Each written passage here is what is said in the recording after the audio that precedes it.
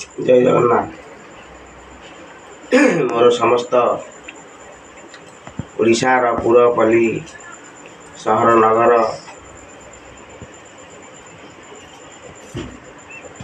सबुठारे बास करुवा महाप्रभु श्री जगन्नाथंकर श्रद्धालु भक्त मानक मोर अनंत कोटि दंडवत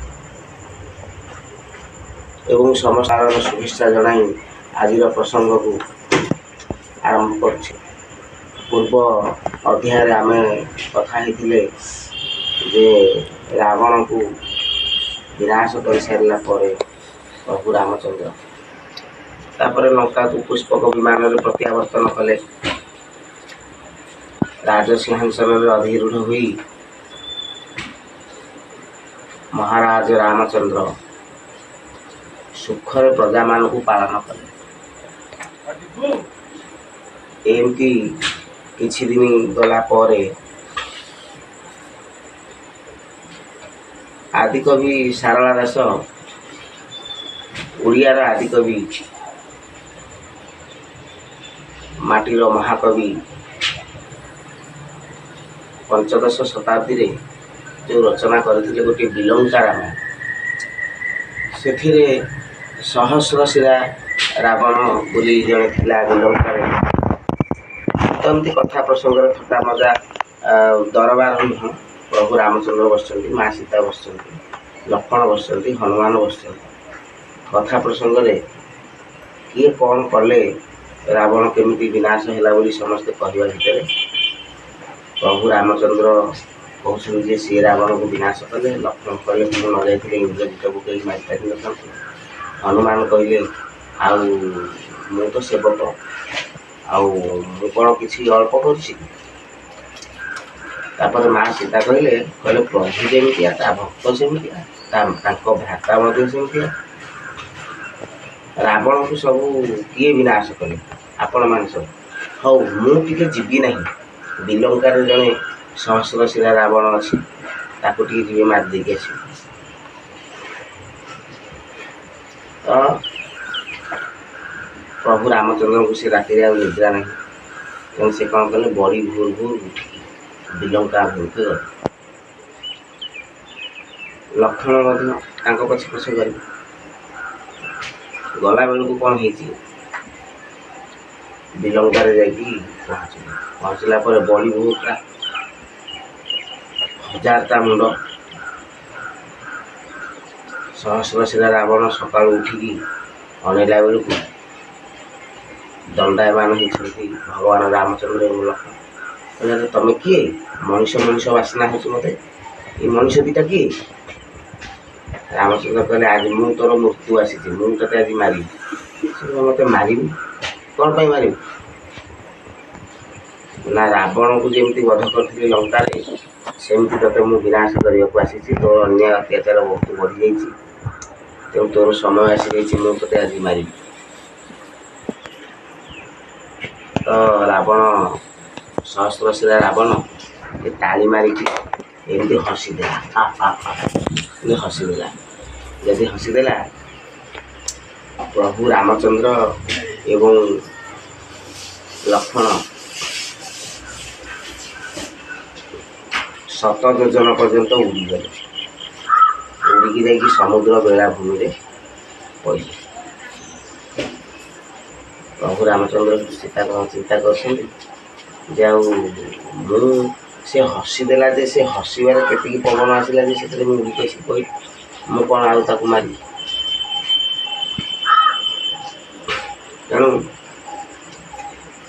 से कौन है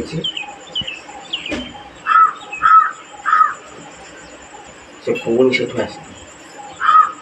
आसी कहले आम तो मारू धनुषर तीर बाण चलैले से बाण गुड़ा को धरिकी भांगिकी पकड़ेला मूर्ख तमें मैंने मत कहीं मारिपार ना जदि मत मारे चाहूच तेरे जाओ जनक नंदिनी सीता को लेकिन आस मुझे देखी सी मो सामने ठिया हे तापर मत जी मार ସେଇଠି ପ୍ରଭୁ ରାମଚନ୍ଦ୍ର ସୀତାଙ୍କର ମହତ୍ଵକୁ ବୁଝିଲେ ଯେ ପ୍ରକୃତରେ ରାବଣକୁ ମାରିବାରେ ମା ସୀତାଙ୍କର ଅଶ୍ରୁବାରି ହିଁ ଯଥେଷ୍ଟ। ଯେତେବେଳେ ଜଣେ ନାରୀର ଆଖିରୁ ଲୋତକ ବିନ୍ଦୁ ସବୁ ଝରି ପଡ଼ିବ, ସେଇଥିରେ ଜଣଙ୍କର ବିନାଶ ନିଶ୍ଚିତ। ତେଣୁ ସେତେବେଳକୁ ହନୁମାନ ମଧ୍ୟ ଆସି ପହଞ୍ଚିଥିଲେ। ହନୁମାନ ମଧ୍ୟ ଯେମିତି ଲଙ୍କାରେ ଯାଇକି ଏସବୁ ଭାଙ୍ଗି ପକାଇଥିଲେ, ମଧୁବନ ହେରିକା ସେଠାକୁ ଯେତେବେଳେ ଗଲେ ଏସବୁ ଅସୁର କୁଳ ସବୁ ତାଙ୍କୁ କହିଲେ ଅସୁର ଦଳ। ତାପରେ ତାଙ୍କୁ ମଧ୍ୟ ନେଇକି ଗଲେ ସହସ୍ରଶିର ରାବଣ ପାଖକୁ। ସେ କହିଲେ ରେ ଏମିତିଆ ଗୋଟେ ନାଲିଆ ମାଙ୍କଡ଼ଟେ ତ ଲଙ୍କାରେ ପଶିଥିଲେ ସବୁ ଛାର ଛାର କରିଦେଉଥିଲା, କିଏ? ତାକୁ ମଧ୍ୟ ସେ ସେମିତି ତାଳି ମାରିଦେଲା ଯେ ହନୁମାନ ଆସିକି ରାମଙ୍କ ପାଖରେ କହିଲେ ପ୍ରଭୁ ଆଉ କ'ଣ କରାଯିବ, କେମିତି ମାରିବା? ତାପରେ ସେଠୁ କହିଲେ, ପ୍ରଭୁ କହିଲେ ଯା ତୁମେ ସୀତାଙ୍କୁ ନେଇକି ଆସିବ। ହନୁମାନ ସେଠୁ ଆସିଲେ, ମାଆଙ୍କୁ କହିଲେ ମା ଆଉ ପ୍ରଭୁ କହିଛନ୍ତି ଆପଣ ନ ଗଲେ ଆଉ ସେ ଆସିବେନି। ବିଲଙ୍କାରେ ଯେଉଁ ଆମର ସହସ୍ରଶିର ରାବଣକୁ ବଧ କରିବା କଷ୍ଟକର ହେଇଯାଇଛି। ନା ମୁଁ ତ ସେଇ କଥା କହୁଥିଲି, ତୋ ପ୍ରଭୁ ଯେମିତିଆ ତୁ ବି ସେମିତିଆ। ନା ମୁଁ ଏମିତି ରାବଣକୁ ମାରିଦେଲି, ତୁ ବି କହିଲୁ ଯେ ମୁଁ ଏମିତି ପାହାଡ଼ ଗୁଡ଼ା ଟେକି ପକେଇଲି, ସବୁ କରିଦେଲି, ଆଉ ମୁଁ ନ ଯାଇଥିଲେ ତୁମେ ରାବଣକୁ ମାରିଥାନ୍ତ। ନା ହଁ ମା ଠିକ୍, ବର୍ତ୍ତମାନ କ'ଣ କରିବା କୁହନ୍ତୁ? ନା ରେ ମୁଁ କେମିତି ଯିବି? ହନୁମାନ କହିଲେ ମୁଁ କାନ୍ଧରେ ବସିକି ନେଇଯିବି। କହିଲେ ତୁ କ'ଣ ମୋତେ ଟେକି ପାରିବୁ? ନା ଆଉ ମା ମୁଁ ଟେକି ପାରିବି? ଆରେ ନାଇଁ, ତୁ ପରା ମା କ୍ଷୀର ଖାଇନୁ। ତୁ ମା କ୍ଷୀର କେତେବେଳେ ଖାଇଲୁ? ଯେତେବେଳେ ଜନ୍ମ ହେଲୁ ସାଙ୍ଗେ ସାଙ୍ଗେ କହିଲୁ ମା ମୋତେ ଖାଇବାକୁ ଦେ। ମା ସେଠୁ କହିଲେ ଯା ସୂର୍ଯ୍ୟ ଉଇଁ ଆସୁଛନ୍ତି, କହିଲେ ସେ ଯେଉଁ ଲାଲ ଟକମକ ଫଳଟାକୁ ଯା ଖାଇବୁ ବୋଲି। ତୁ ସେଠୁ ଗଲୁ, ଗଲା ପରେ ତୋର ଇନ୍ଦ୍ର ବଜ୍ର ମାରିଲା, ତୁ ଖାଇଲୁ କେତେବେଳେ? ମା କ୍ଷୀର କେତେବେଳେ ଖାଇଲୁ? ଯା ମା କ୍ଷୀର ଖାଇକି ଆସିବୁ, ମୋତେ ତାପରେ ତୁ କାନ୍ଧରେ ବସିକି ନେବୁ, ନହେଲେ ନେଇପାରିବୁନି। ତାପରେ ହନୁମାନ କହିଲେ ମା ଅଞ୍ଜନା ପାଖ। ମା ଅଞ୍ଜନା ସେତେବେଳକୁ ବୃଦ୍ଧାବସ୍ଥାରେ ଉପନୀତ। ତ ହନୁମାନ କହିଲେ ମା ମୁଁ ଆଜି ସ୍ତନ୍ୟ ପାନ କରିଛି। ସେ କହିଲା ରେ ମୁଁ ତ ବୁଢ଼ୀ ହେଲିଣି, ଆଉ ବୟସ ମୋର କାହିଁ? ପାରିବି ପୁତ୍ର ଉପଯାଇ, ସିନା ପୁତ୍ର ଜନ୍ମ ହେଲେ କ୍ଷୀର ପ୍ରସବ ହୋଇ ତାପରେ ସନ୍ତାନଟି ଖାଇବ। ଆଉ ମୁଁ ତ ବର୍ତ୍ତମାନ ବୃଦ୍ଧା ଅବସ୍ଥାରେ ଉପନୀତ, ମୁଁ କେଉଁଠୁ ଏଇନୁ କ୍ଷୀର ଖୁଆଇବି, ଏଇ ସ୍ତନ୍ୟ ପାନ କରେଇବି? ନା ନାଇଁ ମା ମୁଁ ଯାହେଲେ ସ୍ତନ୍ୟ ପାନ କରିବି। ତୁ ବୁଢ଼ା ହେଲୁଣି, ମୁଁ ବୁଢ଼ୀ ହେଲିଣି, ମୋ ପୁଅ ବୁଢ଼ା ହେଲାଣି, ସେ କହୁଛି ସ୍ତନ୍ୟ ପାନ କରିବ, ବୁଢ଼ା ବୟସରେ ସ୍ତନ୍ୟ ପାନ କରିବ। ହଉ ଠିକ୍ ଅଛି, ତାହେଲେ ଯେଉଁ ପର୍ବତ 7ଟା ପର୍ବତ ସେପଟକୁ ତୁ ଯା, ଆଉ ପର୍ବତ ପାଖରେ ମୁଁ ରହିବି। ସ୍ତନ୍ୟପାନ ପୁରା ଯେଉଁ କ୍ଷୀର ପୁରା ପ୍ରସବିବ ସେପଟ ପାହାଡ଼ ପାଖକୁ। ତାପରେ ହନୁମାନ 7ଟା ପାହାଡ଼ ସେପଟକୁ ଗଲେ, ଏପଟୁ ଠିଆ ହେଲେ ମା। ଏଇଠି ଗୋଟେ କଥା କହିବାର ଅଛି, ଆମର ଅଷ୍ଟମ ବେଦ ଉପରେ ସ୍ୱୟଂ ନିରାକାର, ନବମ ଚକ୍ର ଉପରେ ବସତି ତାଙ୍କର।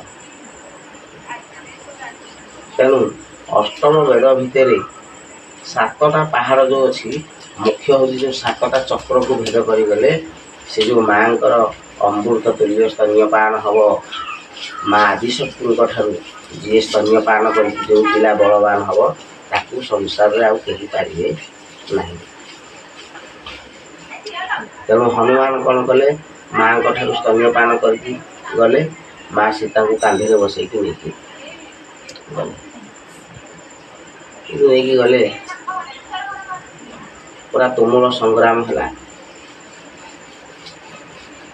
ଗୋଟିଏ ରାକ୍ଷସକୁ ମାରି ଦେଇଥିଲେ ପ୍ରଭୁ ରାମଚନ୍ଦ୍ର। ତାଙ୍କ ପତ୍ନୀଙ୍କ ଗର୍ଭରେ ଗୋଟିଏ ସନ୍ତାନ ଥିଲା। ସେ କହିଲା ମା ମୋତେ ତୁମେ ଶୀଘ୍ର ଜନ୍ମ ଦିଅ। ନା କାହିଁକି? ନା ମୁଁ ଯୁଦ୍ଧକୁ ଯିବି। ରାକ୍ଷସ କୂଳରେ ସେଇଆ ଅଛି, ତେଣୁକରି ସେ ପିଲାଟି ଜନ୍ମ ହୋଇଛି, ନାହିଁ ନାଡ଼ ଲାଗିଛି, ତା ଦେହରେ ସବୁ ଲାଗିଛି, ବଡ଼ା ଫଡ଼ା ସବୁ ଲାଗିଛି। ସିଏ ଉଡ଼ି ଉଡ଼ିକା ଯାଇକି ହନୁମାନଙ୍କ ସହିତ ଯୁଦ୍ଧ କଲା, ହନୁମାନଙ୍କୁ ମାରି ପକାଇଲା। ହନୁମାନ ତାକୁ ଧରିଲା ବେଳକୁ ସେ ଖସିଯାଏ, ତା ଦେହରେ ଯେମିତି ସବୁ ଲାଗିଛି, ପୂଜ ଫୁଜ ସବୁ ଲାଗିଛି। ତେଣୁ ସେ ମାରି ପକାଇଲା ହନୁମାନଙ୍କୁ ପ୍ରବଳ। ହନୁମାନ ସେଠୁ ପବନ ଦେବଙ୍କୁ ସ୍ମରଣ କଲେ। ପବନ ସେଠୁ ଏମିତି ଝଡ଼ ସୃଷ୍ଟି କଲେ ଯେ ତାଙ୍କ ସେ ପିଲାଟା ଦେହରେ ତା ନାଚି ନାଭି ଜାତୀୟ, ମାନେ ତା ନାଭି କଟା ହେଇନି, ତା ନାଭି ଅନ୍ତ ନାଡ଼ି ଲାଗିଛି, ସେ ଆସିକି ଯୁଦ୍ଧ କରୁଥିଲା। ତ ତାକୁ କ'ଣ କଲେ, ତା ଦେହରେ ଯେମିତି ବାଲି ଧୂଳି ସବୁ ଲାଗିଗଲା, ହନୁମାନ ଧରିକି ତାକୁ ବଧ କରିଦେଲେ। ତେଣୁ ଏଠି ଗୋଟେ କଥା ଆସିବ, ଗୋଟେ ପ୍ରସଙ୍ଗ ଯେ ଶିଶୁ ହତ୍ୟା। ଶିଶୁଟା ତାକୁ ହନୁମାନ କେମିତି ବିନାଶ? ଯିଏ ଆମକୁ ମାରିବାକୁ ଆସୁଛି, ସିଏ ଶିଶୁ ହଉ ନାରୀ ହଉ, ପ୍ରଭୁ ରାମଚନ୍ଦ୍ର ଯେମିତି ତାରକାକୁ ବିନାଶ କରିଥିଲେ, ଶିଶୁ ହଉ ନାରୀ ହଉ, ଯିଏ ଆମକୁ ମାରିବା ପାଇଁ ଆସୁଛି ସେ ଆତତାୟୀ। ତେଣୁକରି ତାକୁ ବିନାଶ କଲେ ଟିକିଏ ବି ପାପ ନାହିଁ ବୋଲି ଶାସ୍ତ୍ରରେ କୁହାଯାଏ। କିନ୍ତୁ ଏମିତିରେ ଶିଶୁମାନଙ୍କ ପ୍ରତି, ନାରୀମାନଙ୍କ ପ୍ରତି ସହୃଦୟ ହେବା ଉଚିତ।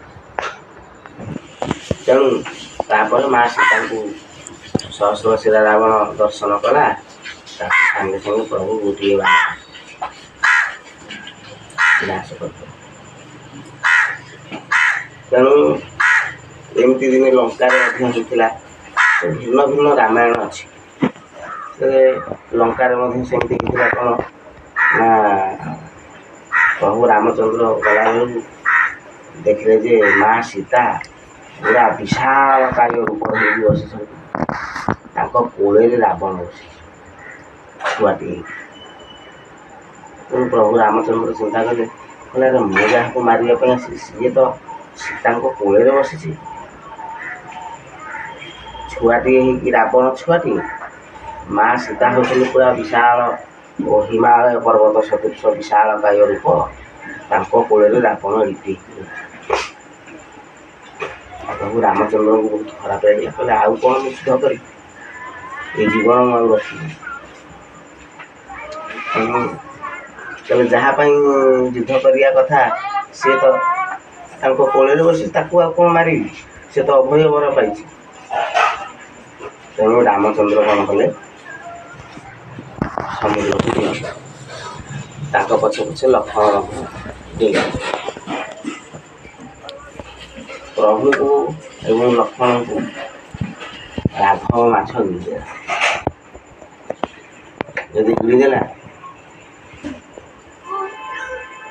ସେ ମାଛ ଭିତରେ ଜଳ ପ୍ରାୟ ହେଇକି ରହିବ। ତାପରେ ସେ ରାଘବ ମାଛ ସମୁଦ୍ରରୁ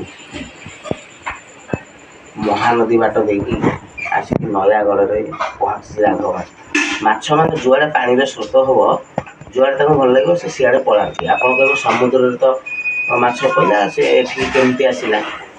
ମାଛଙ୍କର କିଛି ଗୋଟେ ନିର୍ଦ୍ଦିଷ୍ଟ ସ୍ଥାନ ନଥାଏ। ବଡ଼ ମାଛ ଗୁଡ଼ା ସେ ଯୁଆଡ଼େ ସୁଅ ପାଇବେ ସିଆଡ଼େ।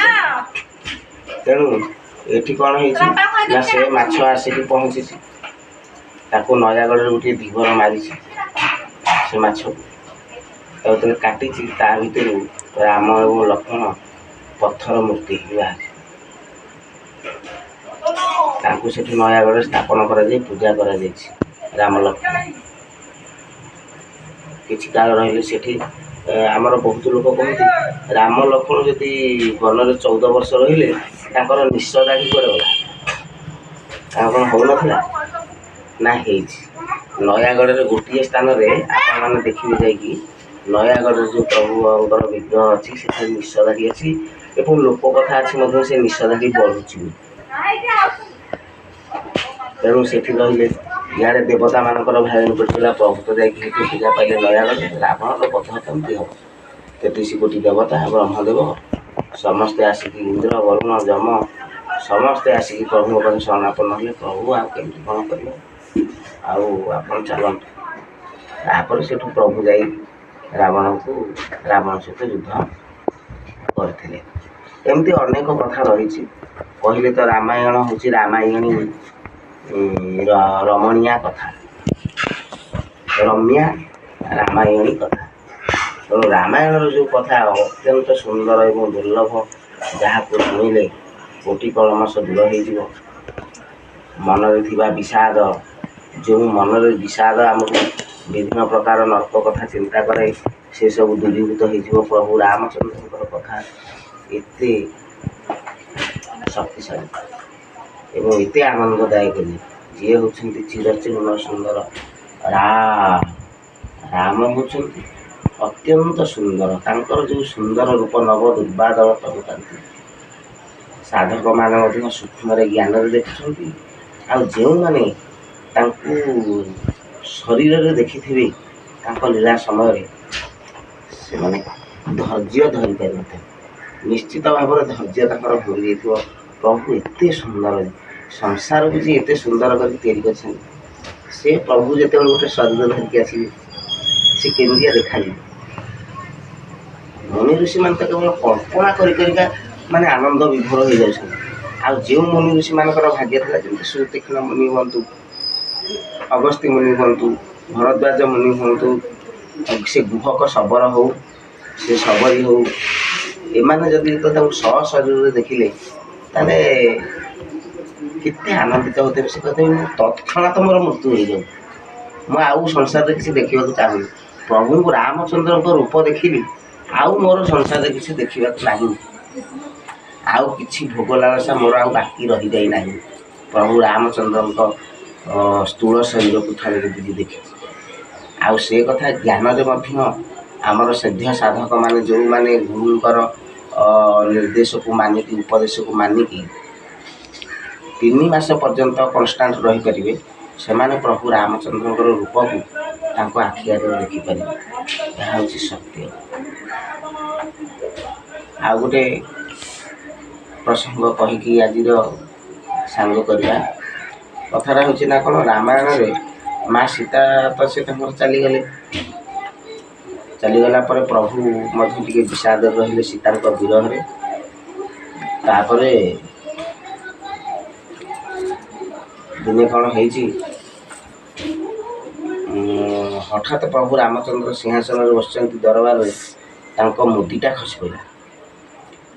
ମୁଦିଟା ଯଦି ଖସି ପଡ଼ିଲା, ସେ ଏମିତି ବୁଲି ରିଙ୍ଗଟା ବୁଲି ମାଟି ଭିତରେ ପଶିଗଲା। ହନୁମାନ ସାଙ୍ଗେ ସାଙ୍ଗେ ସେଇ ପଥ ଦେଇକି ତା ଭିତରେ ପଶିଗଲେ। ସେ ମୁଦିଟା ଯାଇକି ପାତାଳ ଉପରେ ପଡ଼ିଛି। ତେଣୁକରି ପାତାଳକୁ ଗଲେ, ପାତାଳର ରାଜା ହେଉଛନ୍ତି ବାସୁକି। ତାପରେ ତାଙ୍କୁ ଗେଟ୍ରେ ଛାଡ଼ୁନଥିଲେ, କହିଲେ ମୁଁ ହନୁମାନ, ଶୀଘ୍ର ଯାଇକି ତୁମ ରାଜାଙ୍କୁ ଡାକ। ବାସୁକୀକୁ ଆସିଲି, ହନୁମାନଙ୍କର ପଦବନ୍ଦନା କଲି। ଭଗବାନ ଶିବଙ୍କର ଭକ୍ତ ହେଉଛନ୍ତି ବାସୁକୀ। ମାନେ ବାସୁକୀଙ୍କର ସେତିକି ଭାଗ୍ୟ ହେଲା ବୋଲି ପ୍ରଭୁ ହନୁମାନ ରୁଦ୍ର ଅବତାର ତାଙ୍କୁ ଦର୍ଶନ ଦେଇଛନ୍ତି। ତେଣୁକରି ସେ ଆନନ୍ଦ ସତ୍କାରରେ ପାଛୋଟି ନେଇକି ତାଙ୍କର ଆରାଧ୍ୟ, ତାଙ୍କର ଇଷ୍ଟ ସେ ପ୍ରଭୁଙ୍କୁ, ହନୁମାନଙ୍କୁ ପଦବନ୍ଦନା କଲେ, ପୂଜା ଅର୍ଚ୍ଚନା କଲେ। ପ୍ରଭୁ କୁଆଡ଼େ ଆସିଲେ ନା, ମୁଁ କୁଆଡ଼େ ଆସିଲି, ମୋ ପ୍ରଭୁଙ୍କ ମୁଦି ଆଣିକି ଚଞ୍ଚଳ ଦେ ସାଙ୍ଗେ ସାଙ୍ଗେ। ନା ଆପଣଙ୍କ ପ୍ରଭୁ, ନା ରାମ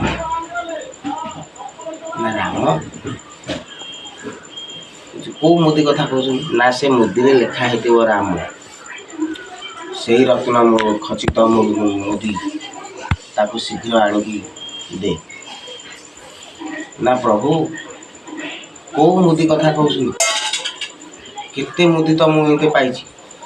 ନା ଦେଖିଆ, ସେ ଗୋଟେ ଥାଳିରେ ଲକ୍ଷ ଲକ୍ଷ ମୁଦି ଆଣିକି ଦେଇଛି। ହନୁମାନ ଯେଉଁ ମୁଦିଟା ଦେଖିଲେ ସବୁ ଏକା ଭଳିଆ ଲାଗିଲା, ସବୁଥିରେ ରାମ ଲେଖା ହେଇଛି। କେଉଁଟା ବଡ଼, କେଉଁଟା ସାନ, ଏମିତି ଦେଖିଲେ ଲକ୍ଷ ଲକ୍ଷ ମୁଦିକା ସବୁଥିରେ ରାମ ଲେଖା ହେଇଛି। ସେଠୁ ହନୁମାନଙ୍କୁ କହିଲେ, ପ୍ରଭୁ ରାମଚନ୍ଦ୍ର ମାୟା ମନୁଷ୍ୟ ରୂପ ଧରିକି ସିଏ ବରଂ ଟିକେ ଅଚେତାରେ ରହନ୍ତି, ମାୟା ମନୁଷ୍ୟ ରୂପ ହେଇକି ସିଏ ଟିକେ ଅଭିନୟ କରନ୍ତି କିଛି ନ ଜାଣିପାରିଲା ଭଳିଆ। କିନ୍ତୁ ଆପଣଙ୍କ ଠାରୁ ତ ମାୟା ନାହିଁ, ଆପଣ ତ ମାୟା ରହିତ। ଆପଣ କେମିତି ଭୁଲି ଯାଉଛନ୍ତି ଯେ ଗୋଟିଏ ତୃତୀୟ ଯୁଗର ଶେଷରେ ଏମିତି ମୁଦି ପଡ଼ିଯାଏ, ଆଉ ଆପଣ ମୋ ପାଖକୁ ଆସନ୍ତି ବୋଲି। କେତେ ରାମ ଗଲେଣି, ଆଉ ଏଇ ମୁଦି ମୋ ପାଖକୁ ଆସିବା ମାନେ ବାସୁକି ହେଉଛନ୍ତି କିଏ? ନାଗରାଜ, ଆତାଳପୁରର ରାଜା। ଯେତେବେଳେ ମୁଦି ମାନେ ସେଥିରେ ରାମ ଲେଖା ହେଇଛି ତ, ରାମ ଶବ୍ଦ, ତେଣୁ ସେ ହେଉଛି କୁଣ୍ଡଳିନୀ ଶକ୍ତି। ଯେତେବେଳେ ସାପ ପାଖକୁ କୁଣ୍ଡଳିନୀ ଆସିଲା, ତା ମାନେ ଯେ ଗୋଟିଏ ଯୁଗର ଅବସାନ ହେଲା। ସେତେବେଳେ ରୁଦ୍ର ଅବତାର ହନୁମାନଙ୍କର ଆବିର୍ଭାବ ହେବ ଏବଂ ସେତେବେଳେ ଏଇ ନାଗ ରୁଦ୍ର ଅବତାର, ରୁଦ୍ରଙ୍କର ଯେଉଁ ଏକାଦଶ ରୁଦ୍ର ଭିତରୁ ଏଇ ବାନର ସ୍ୱରୂପ ହନୁମାନ ମୂର୍ତ୍ତିଙ୍କୁ ସେ ଦର୍ଶନ କରିବ। ପ୍ରବଳ ବେଗଶାଳୀ, ପ୍ରବଳ ବଳଶାଳୀ ଏଇ ରୂପକୁ ଦର୍ଶନ କରିବ। ସାଧକ ଯେତେବେଳେ ସାଧନ କରିବ, ସେତେବେଳେ ସେ ପ୍ରଭୁଙ୍କୁ ଦର୍ଶନ କରିବ। ଗୋଟିଏ ଯୁଗର ଅବସାନ ହେବ। ଏଇ ଶରୀର ଭିତରେ ଗୋଟିଏ ଶରୀର, ଆମର 50-60 ବର୍ଷର ଜୀବନ, କିନ୍ତୁ ଦର୍ଶନ କରିବ, ସେତେବେଳେ ଗୋଟିଏ ଯୁଗର ଅବସାନ ହେବ। ଆପଣ ବାପା ମାଆଙ୍କ ଠାରୁ ଜନ୍ମ ହେଲେ, ତାପରେ ଗୁରୁ ଆପଣଙ୍କୁ ଯେଉଁଦିନ କର୍ମମନ୍ତ୍ର ଦେଲେ ଆପଣ ଥରେ ଜନ୍ମ ହେଲେ, ଯେଉଁଦିନ ଦୀକ୍ଷିତ ହେବେ ସେଦିନ ଆଉ ଥରେ ଜନ୍ମ ହେଲେ, ଯେଉଁଦିନ ଆତ୍ମସାକ୍ଷାତକାର ହେବ, ଆତ୍ମସାକ୍ଷାତକାର ଆପଣ ନିଜେ ନିଜକୁ ଦେଖିବେ, ସେଇ ତାରିଖଟାକୁ ନିଶ୍ଚିତ ଭାବରେ ଲେଖିକି ରଖିବେ। କାହିଁକିନା ସେଇଦିନ ଠାରୁ ଆପଣଙ୍କର ପୁନର୍ଜନ୍ମ। ଯେଉଁଦିନ ଆପଣ ସଦ୍ଗୁରୁଙ୍କ ଠାରୁ ମନ୍ତ୍ର ଉପଦେଶ ନେଲେ, ସେଦିନ ଆପଣଙ୍କର ଗୋଟେ ଜନ୍ମ ହେଲା। କିନ୍ତୁ ଯେଉଁଦିନ ଆପଣଙ୍କର ଆତ୍ମସାକ୍ଷାତକାର ହେଲା, ଗୁରୁଙ୍କର ଉପଦେଶଟା ଆପଣଙ୍କଠାରେ ଫଳବତୀ ହେଲା, ସେଦିନ ଆପଣଙ୍କର ପୁନର୍ଜନ୍ମ ଘଟିଲା। ଆଉ ଯେମିତି କ୍ଷୀରରୁ ଛେନାଟା ବାହାରି ସାରିଲା ପରେ ତାକୁ ଆଉ ଯେତେ କ୍ଷୀରରେ ମିଶାଇବେ ଲହୁଣୀଟା, ସିଏ ଆଉ ଏଥିରେ ମିଶିବ ନାହିଁ। ସେମିତି ଥରେ ଆପଣଙ୍କର ଆତ୍ମସାକ୍ଷାତକାର ହେଇଯିବ ମାନେ ଆପଣ ମାୟା ସଂସାରରେ ରହିବେ, କିନ୍ତୁ ଆଉ ମାୟା ଆପଣଙ୍କୁ ଲାଗିବ ନାହିଁ। ଆପଣ ମାୟାଟାକୁ ଉଭୟ ପାର୍ଶ୍ୱରୁ ଦେଖିପାରିବେ, ଏପଟକୁ ଦେଖିପାରିବେ, ସେପଟକୁ ମଧ୍ୟ ଦେଖିପାରିବେ। ତେଣୁ ପ୍ରଭୁ ହନୁମାନ ନିରାଶ ହୋଇ ପ୍ରଭୁ ରାମଚନ୍ଦ୍ରଙ୍କ ପାଖକୁ ଆସିଲେ। ଆସିଲା ପରେ ସେ କହିଲେ, ହଉ ଆଉ ବେଶୀ ସମୟ ରହିବାର କିଛି ନାହିଁ, ଏଠି କିଛି ଆଉ ଲୀଳାର ଅବଶେଷ ଆଉ ନାହିଁ, ଚାଲ ସରଜୁ ନଦୀ କୂଳକୁ ଯିବା। ସରଜୁ ନଦୀ କୂଳରେ ରାମ, ଲକ୍ଷ୍ମଣ, ଭରତ, ଶତ୍ରୁଘ୍ନ ସମସ୍ତେ ନିଜର ଏହି ଶରୀରକୁ ଲୁଚେଇଲେ। ପ୍ରଭୁ ଯେତେବେଳେ ଲୁଚେଇକି ଯେତେବେଳେ ଦିବ୍ୟ ସ୍ୱରୂପ ଧାରଣ କରିକି ଉଠିଲେ ଯିବା ପାଇଁ ବୈକୁଣ୍ଠକୁ, ସେତେବେଳେ ସମସ୍ତେ ଠିଆ ହେଇଛନ୍ତି। ମାନେ ତମେମାନେ ଏଇ ଜନ୍ମରେ ମୋର ବହୁତ ସେବା କରିଛ, କାହାର କ'ଣ ମାଗିବାର ଅଛି ନା? ହନୁମାନ ଖାଲି କାନ୍ଦ ହେଉଛନ୍ତି। ବିଭୀଷଣକୁ କହିଲେ, ବିଭୀଷଣ ତମର କ'ଣ ମାଗିବାର? ବିଭୀଷଣଙ୍କର ତାଙ୍କ ମୁଣ୍ଡଟି ଖାଲି ବିଭୀଷଣ, କିନ୍ତୁ ଶରୀରଟା ହେଉଛି ରାବଣର। କାହିଁକି ନା ମନ୍ଦୋଦରୀ ଯେତେବେଳେ ରାବଣକୁ ମାରି ସାରିଲେ, ପ୍ରଭୁ ମନ୍ଦୋଦରୀକି କହିଲେ ଆଉ ମନ୍ଦୋଦରୀ ତ ହେଉଛନ୍ତି ସତୀ ନାରୀ। ତେଣୁ ସିଏ ଯେତେବେଳେ ଆସିକି ପ୍ରଭୁଙ୍କର ପଦ ବନ୍ଦନା କଲେ, କହିଲେ ମା ତୋର କ'ଣ ଦରକାର ଅଛି କହ, ନା ଆପଣ କ'ଣ ଦେଇପାରିବେ? ନା ହଁ ଦେବେ। ନା ମୁଁ ତ ହେଉଛି ଜଣେ ସତୀ ନାରୀ, ଏବେ ମୋ ସ୍ୱାମୀ ତ ମରିଗଲା, ମୁଁ ତ ବିଧବାରେ ଗଣା ହେଲି, ମୁଁ କେମିତି ସତୀ ହେବି? ଆଉ ତେଣୁକରି ମୁଁ କେମିତି ସତୀ ହେବି କୁହନ୍ତୁ? ନା ରାବଣକୁ ବଞ୍ଚେଇ ଦେବି? ବିଭୀଷଣକୁ କଥା ଦେଇଛନ୍ତି ଯେ ସିଏ ଲଙ୍କାର ରାଜା ହେବ। ତେଣୁ କ'ଣ କେମିତି ହେବ? ନା ରାବଣ ଗଣ୍ଡିରେ ବିଭୀଷଣଙ୍କର ମୁଣ୍ଡକୁ ଲଗେଇଛନ୍ତି। ତେଣୁ ବିଭୀଷଣ ଅମର ହେଇଛନ୍ତି। ତେଣୁ ମନ୍ଦୋଦରୀକୁ କହିଛନ୍ତି, ତେଣୁ ବିଭୀଷଣକୁ କହିଲେ, ବିଭୀଷଣ ଆଗ ତମ କଥା, କାହିଁକିନା ଶରଣାଗତ ବର୍ଷଳ ପ୍ରଭୁ ଆଗ ତାଙ୍କୁ କହିଲେ ତମେ ମଧ୍ୟ ମୋର ବହୁତ ସେବା କରିଛ, ତମର ପିତୃ ପ୍ରତି ମୋ ଭାଇକୁ ଛାଡ଼ି ମୋର ଶରଣାଗତ ହେଲ, ମୋତେ ବହୁତ ସାହାଯ୍ୟ କରିଛ, ଆଉ ତୁମେ କ'ଣ ଚାହୁଁଛ? ନା ପ୍ରଭୁ ଆପଣ ତ ମୋତେ ଅମର ବର ଦେଇସାରିଛନ୍ତି, କିନ୍ତୁ କଳି ଯୁଗରେ ମୁଁ ତ 4 ଯୁଗରେ ରହିବି, ଆପଣଙ୍କୁ ମୁଁ କଳି ଯୁଗରେ କେମିତି ଦର୍ଶନ କରିବି? ନା କଳି ଯୁଗରେ ମୋର ଯେତେବେଳେ ପୃଥିବୀ ପ୍ରସିଦ୍ଧ ଘୋଷଯାତ୍ରା ହେବ, ସେତେବେଳେ ମୋ ରଥ ଦକ୍ଷିଣ ମୋଡ଼ ହେବ, ସେତେବେଳେ ତମେ ମୋତେ ଦର୍ଶନ କରିବ। ତାପରେ ଜାମ୍ବବକୁ କହିଲେ, ଜାମ୍ବବ ତ ହେଉଛନ୍ତି ବ୍ରହ୍ମଙ୍କ ପୁତ୍ର। ସେ କହିଲେ ଆଉ ତୁମେ କ'ଣ ଚାହ? ନା ପ୍ରଭୁ ମୁଁ ଆପଣଙ୍କୁ ଦ୍ୱାପର ଯୁଗରେ କେମିତି ଚିହ୍ନିବି? ମୁଁ ବି ଅମର, ମୁଁ କେମିତି ଚିହ୍ନିବି ଆପଣଙ୍କୁ? ମୁଁ ସବୁବେଳେ ଖୋଜିବି। ନା ତୁମକୁ ସଂସାରରେ କେହି ପରାସ୍ତ କରିପାରିବେନି ମଲ୍ଲ ଯୁଦ୍ଧରେ। ଯିଏ ତୁମକୁ ମଲ୍ଲ ଯୁଦ୍ଧରେ ପରାସ୍ତ କରିଦେବ, ତୁମ ବକ୍ଷ ଉପରେ ନିଜର ପାଦ ରଖିଦେବ, ଜାଣିବ ଯେ ସିଏ ହେଉଛି ମୁଁ। ଜାମ୍ବବ ଗଲେ, ବିଭୀଷଣ ଗଲେ, ଅଙ୍ଗଦ କହିଲେ ପ୍ରଭୁ ଆପଣ ତ ଅନ୍ତର୍ଯ୍ୟାମୀ, ମୋ ମନରେ କ'ଣ ଅଛି ଆପଣ ଜାଣିପାରୁନାହାନ୍ତି। ପ୍ରଭୁ ଟିକେ ହସିଲେ, କହିଲେ ଜାଣିଛି ତୋ ବାପାଙ୍କୁ ବାଳିକି ଯେଉଁ ବିନାଶ କରିଛି ସେଥିପାଇଁ ତୋ ମନରେ ଟିକେ ଖେଦ ଅଛି ତ। ମାନେ ତୁ ପିତାଙ୍କର ପ୍ରତିଶୋଧ ପରାୟଣ ନ ହୋଇ ଅଥଚ ପିତା ଶତ୍ରୁକୁ ସେବା କରିକି ତୁ ପୁଣ୍ୟ ଯେଉଁ ଅର୍ଜନ କରିଛୁ, ତୋ ମନରେ ଟିକେ ଖେଦ ଅଛି। ତେଣୁ ତୁ ମଧ୍ୟ ବହୁତ ସାହାଯ୍ୟ କରିଛୁ ମୋତେ ଏଇ ଜୀବନରେ। ତେଣୁ ଏଇ ଜନ୍ମରେ ତ ହେଇପାରିବନି, ପର ଜନ୍ମରେ ମୁଁ ତୋତେ ସେ ସୁଯୋଗ ଦେବି। ତୁ ମନେ ରଖ, ତୁ ହେବୁ ଜରାସନ୍ଧ ଏବଂ ମୁଁ ଲତାକୁଞ୍ଜରେ ଯେତେବେଳେ ଦୋଳାୟମାନ ହେଉଥିବି ସେତେବେଳେ ତୁ ତୋର ପିତୃଋଣକୁ ପରିଶୋଧ କରିବୁ। ତାପରେ ଆସିଲେ ହନୁମାନ। ପ୍ରଭୁ ଆଜି ବିଦାୟ ନେଉଛନ୍ତି। କାନ୍ଦ କାନ୍ଦ ହେଇଗଲେ ହନୁମାନ। କହିଲେ ପ୍ରଭୁ ମୋର କିଛି ଦରକାର ନାହିଁ, ମୋତେ କେବଳ ଗୋଟିଏ ସ୍ଥାନ କୁହନ୍ତୁ, ମୁଁ ସେଇଠି ବସିକି ଆପଣଙ୍କର ଧ୍ୟାନସ୍ଥ ହେବି। ସେ ଜାଗାକୁ ଯେମିତି କେହି ଯାଇପାରିବେନି କି ମୋର ରାମ ନାମ ଜପରେ ଯେମିତି କେହି ବାଧାବିଘ୍ନ ସୃଷ୍ଟି କରିପାରିବେ। କହିଲେ ହନୁମାନ ତୁମ ପାଖରେ ତ ବଡ଼ ଦାୟିତ୍ୱ, ବଡ଼ ଶକ୍ତି ପାଖରେ ଆପଣଙ୍କୁ ଗୋଟେ ବଡ଼ ଶକ୍ତି ମିଳିଛି। ମାନେ ଆପଣ ଭାବି ନେବେ ଯେ ସଂସାର ଏଇ ୟୁନିଭର୍ସ ଆପଣ ଗୋଟେ ଗୁରୁ ଦାୟିତ୍ୱ ମଧ୍ୟ ଦେଇଛନ୍ତି। ତେଣୁ ଯେତେବେଳେ ହନୁମାନ ହେଉଛନ୍ତି ଅନନ୍ତ ଶକ୍ତିର ଅଧିକାରୀ, ତେଣୁକରି ତାଙ୍କର ଦାୟିତ୍ୱଟା ମଧ୍ୟ ଅନନ୍ତ ଯୁଗ ବ୍ୟାପୀ ହେଇଯିବ। ତେଣୁ ପ୍ରଭୁ ତାଙ୍କୁ କହିଲେ ହନୁମାନ ତମେ ଏମିତି ସହଜରେ ଖସିଗଲେ ହବନି। ତମେ ଅନନ୍ତ ଯୁଗ ପର୍ଯ୍ୟନ୍ତ ରାମ ନାମ ଏ ସଂସାରରେ ଥିବା ପର୍ଯ୍ୟନ୍ତ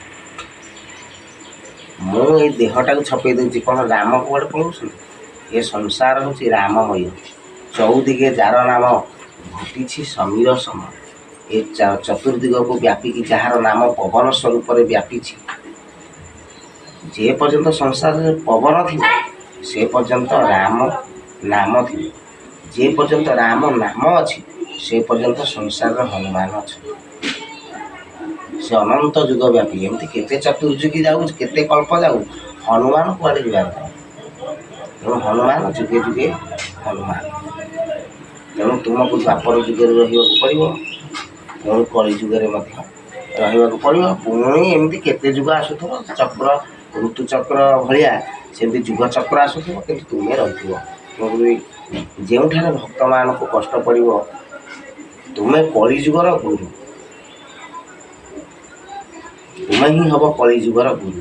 ଆଉ ତୁମକୁ ବା ଆପଣଙ୍କୁ ଯିଏ ଗୁରୁ ରୂପରେ ଭାବିଲା ସେ ନିଶ୍ଚିତ ରାମଙ୍କର ଭେଟ ପାଇବ, ଏଥିରେ ସନ୍ଦେହ ନାହିଁ।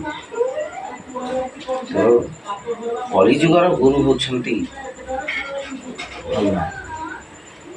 ଯଦି ସିଏ ରାମକୁ ପାଇବାକୁ ଚାହିଁବ ସେ ହନୁମାନଙ୍କର ସେବା କରିବ। ଜୟ ଜଗନ୍ନାଥ।